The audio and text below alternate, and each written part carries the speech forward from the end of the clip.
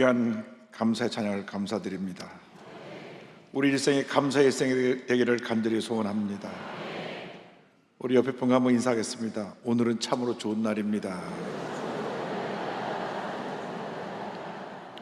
우리 모두에게 좋은 일이 일어납니다.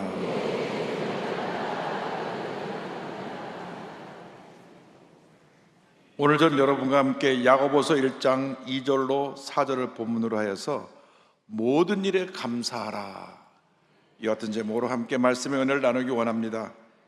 제목을 한번 크게 따라해 주시기 바랍니다. 모든 일에 감사하라. 모든 일에 감사하라. 우리는 보통 사람이 아닙니다. 하나님이 특별히 택하여 세우신 하나님의 복받은 자녀입니다. 하나님은 우리 한 사람 한 사람 특별한 계획을 갖고 계십니다. 우리 그리스도인의 삶에 우연이란 없습니다. 사랑의 하나님께서 우리 한 사람 한 사람에게 특별한 계획을 갖고 계시고 하나님이 예정하신 그 길로 우리를 이끌어 가시는 것입니다. 우리는 만세전에 하나님께서 예정하신 대로 택함을 받고 구원받아 하나님의 자녀가 되었습니다. 여러분이 오늘 여전히 와 있는 것이 우연히 와 있는 것이 아니라 만세전에 예정된 하나님의 뜻에 따라서 택함 받고 구원받아 이 자리에 와서 주님 앞에 예배를 드리고 있는 것입니다. 에베소 1장 3절 4절은 분명하게 설명하고 있습니다. 찬송하리로다. 하나님 곧 우리 주 예수 그리스도의 아버지께서 그리스도 안에서 하늘에 속한 모든 신령한 복을 우리에게 주시되 곧 창세전에 그리스도 안에서 우리를 택하사 우리로 사랑 안에서 그 앞에서 거룩하고 흠이 없게 하시려고. 하나님이 창세전에 우리가 태어나기 전에 우리를 구원하시기로 예정하시고 우리를 택하신 것입니다. 우리가 예수 믿고 구원받은 다음 우리는 날마다 말씀을 통하여 영적으로 성숙해져 가야 합니다. 나가서 성령 충만을 받아 권능받고 복음의 증인된 사명을 감당해야 되는 것입니다. 사도행전 전체 요절의 1장 8절은 말씀합니다. 오직 성령이 너에게 마시면 너희가 권능을 받고 예루살렘과 온 유대와 사마리아와 땅 끝까지 이르러 내 증인이 되리라 하시니라. 성령이 마시면 우리가 권능을 받고 복음의 증인된 삶을 살아가게 되는 것입니다.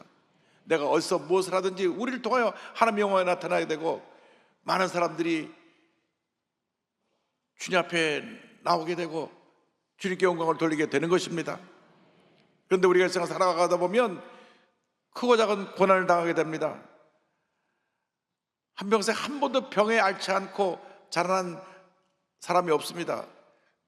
병을 알아가면서 건강해지는 것처럼 우리가 고난을 당하지만 고난을 통하여 우리에게 은혜와 하나님의 놀라운 복이 임하게 되는 것입니다. 야고보 사도는 고난 중에 온전히 기뻐하라고 우리에게 권면합니다. 우리가 어떻게 고난을 대해야 되겠습니까?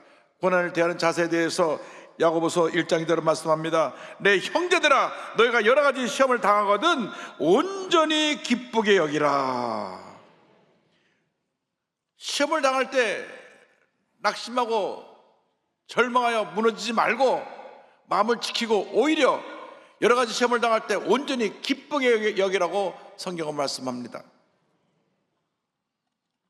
사도 바울이 로마 교회 성도들에게 편지를 보내면서 환난 중에 즐거워하라고 권면합니다. 로마서 5장 3절입니다. 다만 이뿐 아니라 우리가 환난 중에도 즐거워하나니 이는 환난은 인내를. 그러므로 우리가 어떤 문제를 당하든지 어려움을 당하든지 낙심하지 말고 절망하지 말고 마음을 지켜 주님이 주시는 기쁨으로 충만하여 모든 문제와 어려움을 이겨내시길 바랍니다. 오히려 고난 뒤에 다가올 하나님의 예비하신 은혜와 복을 바라보며 기뻐하며 나갈 때 하나님의 놀라운 복이 임하게 되는 것입니다. 특별히 예수님을 섬기다가 예수님을 증거하다가 고난을 당할 때 기뻐하고 즐거워하라고 주님 말씀하셨습니다. 우리 선조들이 믿음을 지키려고 많은 핍박과 환난을 당했습니다. 그러나 믿음을 지켜서 오늘날 이렇게 대한민국이 아시아 최대 기독교 국가가 되었고 세계 10대 강대국으로 우뚝서게 된 것입니다. 예수님 말씀하셨습니다. 마태복음 5장 11절 12절입니다. 나로 말미암아 너희를 욕하고 박해하고 거짓으로 너희를 거슬려 모든 악한 말을 할 때에는 너에게 복이 있나니 기뻐하고 즐거워하라. 하늘에서 너희의 상이 큼이라. 너희 전에 있던 선지자들도 이같이 박해하였느니라. 잠잠한 어려움을 당하지만 우리가 우리의 믿음의 자세를 지키고 원망불평하지 아니하고 기뻐하고 감사하면 하나님께서 우리 삶 가운데 더 큰 은혜와 복을 넘치게 부어 주시는 것입니다. 고난을 통과하고 참고 견디면 큰 기쁨이 우리 모두에게 임하게 됩니다. 베드로전서 1장 6절입니다. 그러므로 너희가 이제 여러 가지 시험으로 말미암아 잠깐 근심하게 되지 않을 수 없으나 오히려 크게 기뻐하는도다. 고난은 우리를 축복으로 이끌어가는 하나의 축복의 과정이고 도구인 것입니다. 고난 앞에서 우리가 낙심하고 무너지는 것이 아니라 그때 주님문에 감사하고 엎드려 기도하고 믿음으로 나갈 때 고난이 변하여 우리에게 놀라운 유익을 갖다주고 놀라운 은혜를 갖다 주는 것입니다. 고난은 우리에게 결코 해를 입히고 우리를 무너뜨리는 모습이 아니라 우리에게 긍정적으로 유익을 갖다 줍니다. 야고보서 1장 3절을 말씀합니다. 이는 너희의 믿음의 시련이 인내를 만들어내는 줄 너희가 알미라. 우리가 모든 어려움을 참고 견딜 수 있는 그 인내가 고난을 통해서 우리에게 선물로 주어지게 되는 것입니다. 고난을 통해서 무엇보다도 먼저 우리의 믿음의 성장을 이루게 됩니다.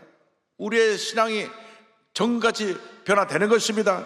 고난을 통하여 성숙한 인격으로 변화되는 것입니다. 욥기 23장 10절에 이와 같이 고백합니다. 그러나 내가 가는 길을 그가 아시나니 그가 나를 단련하신 후에는 내가 순금같이 되어 나오리라.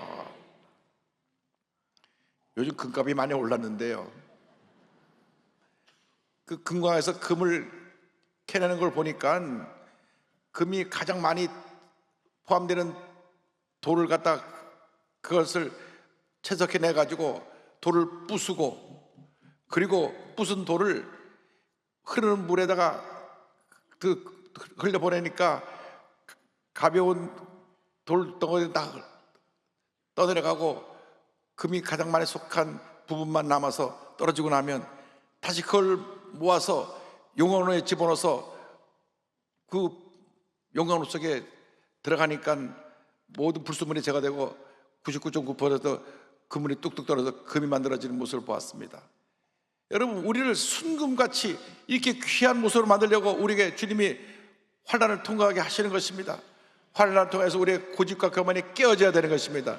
우리의 불순종이 깨어져야 되는 것입니다. 우리가 주님 앞에 부끄러운 모습이 너무 많은데 환난을 통해서 깨어지고 씻겨지고 변화되고 성령의 불로 태워지면 우리는 위대한 하나님의 사람으로 변화되게 되는 것입니다.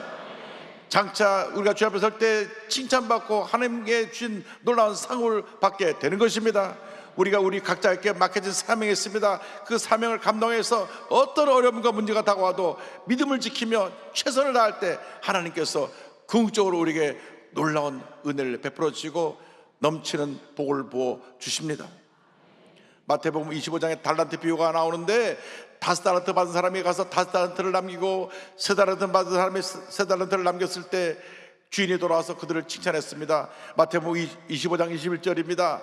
그 주인이 이르되 잘하였도다 착하고 충성된 종아, 내가 적은 일에 충성하였음에 내가 많은 것을 내게 맡기리니 내 주인의 즐거움에 참여할지어다 하고, 우리가 장차 주님 앞에 설 때 잘하였도다 착하고 충성된 종아 칭찬받는 주님의 일꾼들이 다 되시기를 주님의 이름으로 축원합니다. 베드로전서 1장 7절을 말씀합니다. 너희 믿음의 확실함은 불로 연단하여도 없어질 금보다 더 귀하여 예수 그리스도가 나타나실 때에 칭찬과 영광과 존귀를 얻게 할 것이니라. 우리가 주님께로 받게 되는 그 놀라운 복은, 그 영광은 이 세상의 그 무엇보다 비교할 수가 없는 것입니다.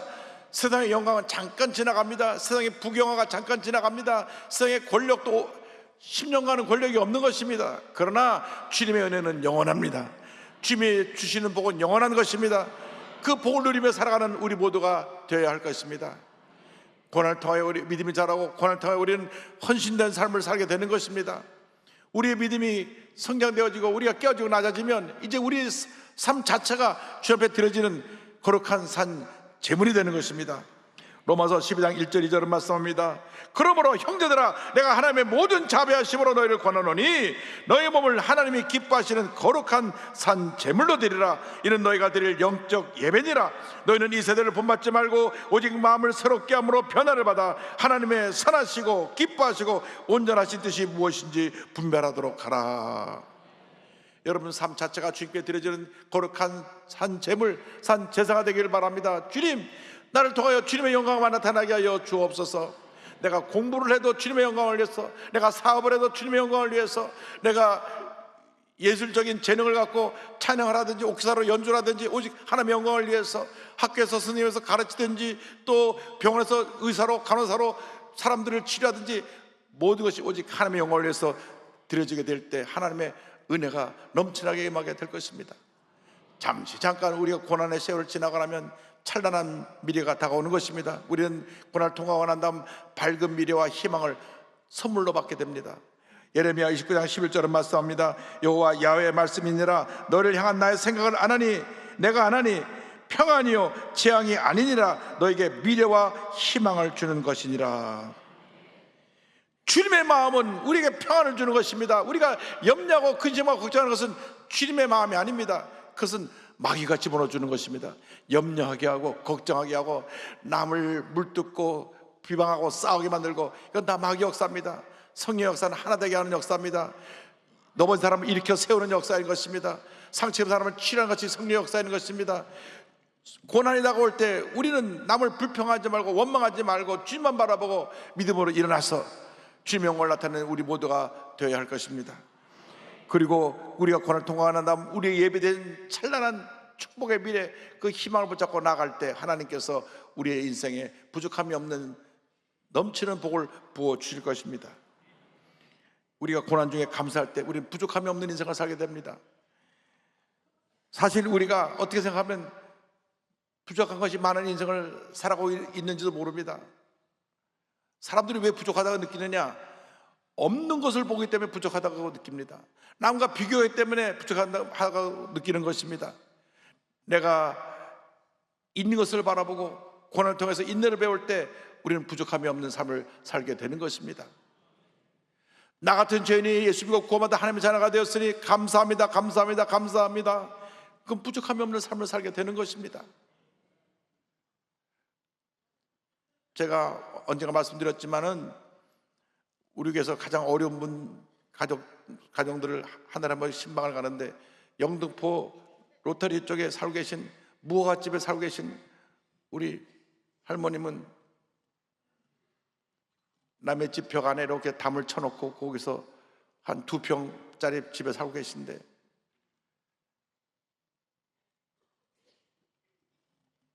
최저 수준의 삶을 살아서 나라에서 기본적으로 최저 생계비가 나오는데 본인이 주일날 드릴 헌금이 없으니까 나가서 폐지를 모읍니다. 그래서 폐지를 모으는데 제가 여쭤봤습니다. 하루에 폐지를 많이 모으면 얼마를 가서 받을 수 있습니까? 구루마로 가득 실어 갖다 주면 하루에 5,000원을 번대요. 어때는 한 3,000원도 벌고. 그래서 그럼 한 달에 얼마나 수입이 됩니까? 한 달에 한 10만 원 법니다. 근데 10만 원 버는 목적이 다른 게 아닙니다. 주일날 교회 와서 헌금하려고 제가 나가서 휴지를 줍습니다. 제가 예배를 드리면서 눈물이 났습니다. 담임 목사님 신방 왔는데 드릴 것이 아무것도 없다고 삼도수 물병 하나 딱 놓고 예배를 드리는데 제가 그 물을 마시기도 죄송하더라고요. 그 모습이 얼마나 아름다운지 몰라요. 내가 하나님 앞에 예배 드리는 것이 너무나 감사합니다. 내가 나도 휴지를 주어도 그것으로 주님 앞에 나가서 헌금할 수 있어서 감사합니다. 그러니까 한 달에 10만 원 벌어서 매주일 나와 헌금 들어 전액을 다 하나님께 드리는 것입니다. 얼마나 그는 넘치는 감사의 삶을 살고 있는지 모릅니다. 다른 사람과 비교하면 집도 없고 집에 샤워할 수 있는 샤워실도 없고 화장실도 없고 없는 것 투성인데 그런 감사예요. 내게 건강을 주셔서 나가서 휴지를 줄 수 있는 그 은혜에 감사합니다. 하루에 5,000원을 수입이 생겨도 감사합니다. 왜? 주일 나가서 헌금 드릴 게 생겼으니까. 제가 너무나 감동을 받아서 우리 교회 어렵게 사는 분들 갈 때마다 간절히 기도해드리고, 또 적은 비용이지만 생활비로 쓰시라고 좀 드리고 그러고 오는데, 저는 그 은혜 속에 오늘 여기까지 와서 여러분을 섬기고 있는 것입니다. 우리 성도님들이 다 그렇게 귀한 성도님들입니다. 감사가 넘쳐나는 분들입니다. 여러분, 작은 것에 감사하면 부족함이 없는 생을 살게 되는 것입니다. 그러나 가진 자들이 감사하지 않습니다. 자꾸 비교해보고 없는 것만 보기 때문에 감사하지 않는 것입니다. 여러분, 넘치는 감사로 살아가기를 바랍니다. 감사가 없는 사람은 진짜 크리스찬이 아닙니다. 불평하는 사람은 진짜 크리스찬이 아닙니다. 진짜 크리스찬은 감사하는 사람들입니다. 첫째도 감사해요, 둘째도 감사해요, 마지막도 감사. 그것이 진짜 크리스찬입니다. 우리 대한민국이 어떻게 일어났습니까? 6.25 집회 잿더미였습니다. 1년 GNP가 57달러였습니다. 지금요 38,000달러예요. 얼마나 복을 받았습니까? 근데 왜 감사하지 않습니까? 왜 이렇게 너로나도 편을 가려고 싸우고 서로 욕하고 물고 뜯고 합니까? 우리 회개해야 됩니다. 우리 그리스도인들이 하나 되어야 되는 것입니다. 주여, 우리 대한민국 하나 되게 하여 주옵소서. 대한민국 하나 되게 하여 주옵소서. 우리가 감사로 하나 될 때 위대한 대한민국으로 다시 거듭나게 될 것입니다. 이스라엘 역사 가운데 가장 존경받는 다윗 왕은 일생의 고난의 일생이었습니다. 골리앗 장수를 무너뜨리고 난 다음 당시 왕인 사울 왕의 미움을 받아서 10여 년 동안 그는 도망자의 신세로 살아야 됐습니다. 한때는 3,000명의 군사를 풀어서 다윗을 죽이려고 했습니다. 그래서 이곳저곳 떠돌아다니면서 산에서 들여서 새우잠을 자면서 도망을 다녀야 됐습니다. 왕이 되고 난 다음도 크고 많은 전쟁을 치러야 됐습니다. 그가 우리아의 아내를 취해서 아이를 낳은 다음 하나님이 치셔서 그 아이가 죽었습니다. 아이의 죽음 앞에 그는 마음이 무너졌을 것입니다. 그의 말년에는 그의 아들이 반역했어요. 압살롬이라고 하는 이 아들이 반역을 해가지고 아들을 피해서 모든 거 다 내려놓고 피난을 가야만 했습니다. 사람들이 조롱했습니다. 그 절망의 시간을 보내고 난 다음 그가 그 인생을 마무리하면서 뒤를 돌아보면서 지은 시편이 시편 23편입니다. 이것은 넘치는 감사가 없이 드릴 수 없는 고백입니다. 그렇게 많은 고난을 치렀는데도 그는 이렇게 고백합니다. 여호와 야훼는 나의 목자시니 내게 부족함이 없으리로다. 주님이 나의 목자가 되기 때문에 나는 부족함이 없습니다. 우리 1절부터 시편 23편을 우리 다 같이 한번 믿음으로 다윗의 마음을 갖고 한번 고백을 하겠습니다. 여호와는 야훼는 나의 목자시니 내게 부족함이 없으리로다. 그가 나를 푸른 불밭에 누이시며 쉴 만한 물가로 인도하시는도다. 내 영혼을 소생시키시고 자기 이름을 위하여 의의 길로 인도하시는도다. 내가 사망의 음침한 골짜기로 다닐지라도 해를 두려워하지 않을 것은 주께서 나와 함께 하심이라. 주의 지팡이와 막대기가 나를 안위하시나이다. 주께서 내 원수의 목전에서 내게 상을 차려주시고 기름을 내 머리에 부으셨으니 내 단이 넘치나이다. 내 평생의 선하심과 인자하심이 반드시 나를 따르리니 내가 야훼의 집에 영원히 살리로다. 할렐루야. 날마다 믿음으로 고백하시기 바랍니다. 주님이 나의 목자가 되셔서 내게 부족함이 없습니다. 주님이 나의 목자가 되시기 때문에 나는 만족합니다. 주님만이 나의 전부가 되십니다. 어린 시절에 상처 있는 사람들은 평생 그 트라우마를 갖고 삽니다. 오늘 제가 간증할 이분도 그런 큰 마음에 상처를 남기는 경험을 한 분입니다. 캐나다 온타리오에서 농장에서 7남매를 키우며 살아가고 있는 앤 보스캠프라고 하는 분인데 6살 때 온 가족이 보는 앞에서 여동생이 틀에 깔려 즉사하고 말았습니다. 너무나 큰 충격으로 마음에 깊은 상처가 생겼고 어머니는 정신적인 충격으로 병원을 왔다 갔다 하다가 결국은 부부가 이혼을 합니다. 집안은 완전히 무너지고 어린 소녀 애는 정서적 불안과 고립 속에 자라났습니다. 학교에서는 왕따를 당하고 교회 와서도 마음을 나눌 친구가 없었습니다. 내면의 고통이 점점 깊어져 갔고 차라리 태어나지 않았더라면 늘 그는 말을 했습니다. 그래서 자살하려고 유리조각으로 팔을 긋기도 하고, 그러면서 그는 동생의 죽음에 트라우마에 갇혀 살았습니다. 오랜 생활 동안 그녀는 하나님은 왜 이런 일을 허락하시는가 라는 질문을 품고 살았습니다. 하나님의 살아계시다면 왜 내 동생이 그렇게 죽게 내버려 두셨는가? 세상이 너무나 아프게 느껴졌고 하나님은 멀리 계신 것 같았습니다. 머리로는 하나님을 믿는데 마음은 여전히 불안과 두려움, 그리고 마음의 그 트라우마에 시들리고 있었습니다. 그러던 어느 날 예수를 잘 믿는 친구가 쪽지 하나를 건네줬습니다. 감사해봐라. Try giving thanks. 감사를 좀 시도해봐라. 그것이 그녀의 운명을 바꿔놓았습니다. 지금 내 동생이 죽고 나는 이렇게 트라우마에 갇혀서 이렇게 고통스러운데 뭘 감사할 수 있는가? 감사를 시도해봐. 감사해봐. 그래서 기도하면서 감사할 걸 찾기 시작했습니다. 아침에 일어나 눈을 떠서 감사했습니다. 하나님 새날을 주신 것을 감사합니다. 아침밥을 먹으면서 이 세상에 굶어서 죽어가는 많은 사람인데 아침밥을 먹게 해주신 걸 감사합니다. 감사합니다. 감사합니다. 감사합니다. 감사합니다. 그래서 감사의 목록을 일기를 적어나가기 시작했습니다.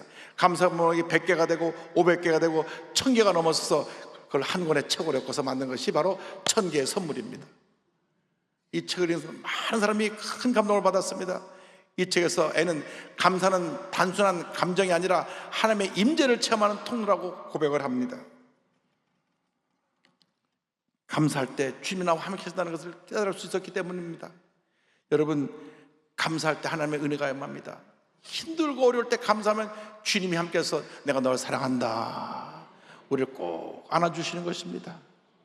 그러므로 이 감사는 고통을 부정하거나 있는 수단이 아니라 오히려 고통 속에서도 하나님을 바라보고 하나님의 임재를 체험하는 영적인 훈련 과정이라는 것을 알게 됐습니다. 또 성경을 읽고 성경의 여러 깊은 의미를 살피다 보니까 이 감사하다는 단어가 유카리스테오 헬라말로 되어 있는데 이 말이 은혜, 카리스에서 온 것이고 은혜는 기쁨, 카이로라는 말에서 온 걸 알게 됐습니다. 결국 감사는 은혜로부터 시작되는 것이고 은혜는 우리 삶 속에 주님 주신 기쁨으로 출발한다. 여러분, 예수를 믿을 때 그 기쁨이 늘 샘솟이 넘쳐나기를 바랍니다. 그 기쁨이 은혜고 그 은혜가 우리의 삶을 감사하게 만드는 것입니다. 그래서 애는 감사의 훈련을 은혜를 보는 눈을 여는 연습이라고 말을 합니다. 반복된 일상 속에서도 감사하는 마음으로 세상을 바라보면 모든 것이 감사할 것으로 바뀌는 것입니다. 그래서 그는 감사에 대해서 계속 책을 썼습니다. 나의 감사 연습, 하나님의 인재 연습, 난 더 이상 상처에 속지 않는다. 이 책들이 계속 출간하면서 수많은 사람에게 감동을 주었습니다. 어떤 사람이 묻습니다. 당신 삶이 지금 평온하니까 그렇게 감사할 수 있는 것이 아니냐고. 그러나 그의 삶은 그렇지 않습니다. 그녀의 삶은 지금도 농장에서 일을 하면서 7 자녀를 길러야 되는데 7 자녀들이 되게 다 잘 컸습니다. 할렐루야.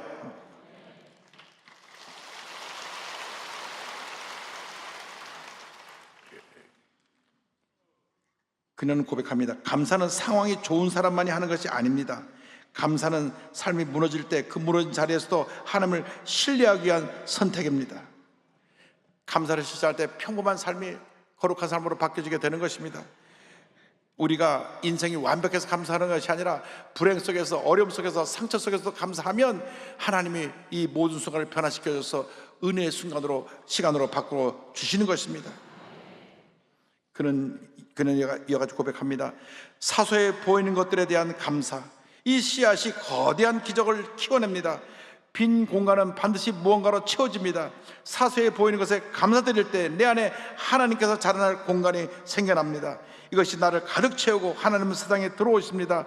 감사를 통해 우리는 작아지고 세상은 제자리를 찾게 됩니다. 감사를 말함으로써 하나님과 함께 커집니다.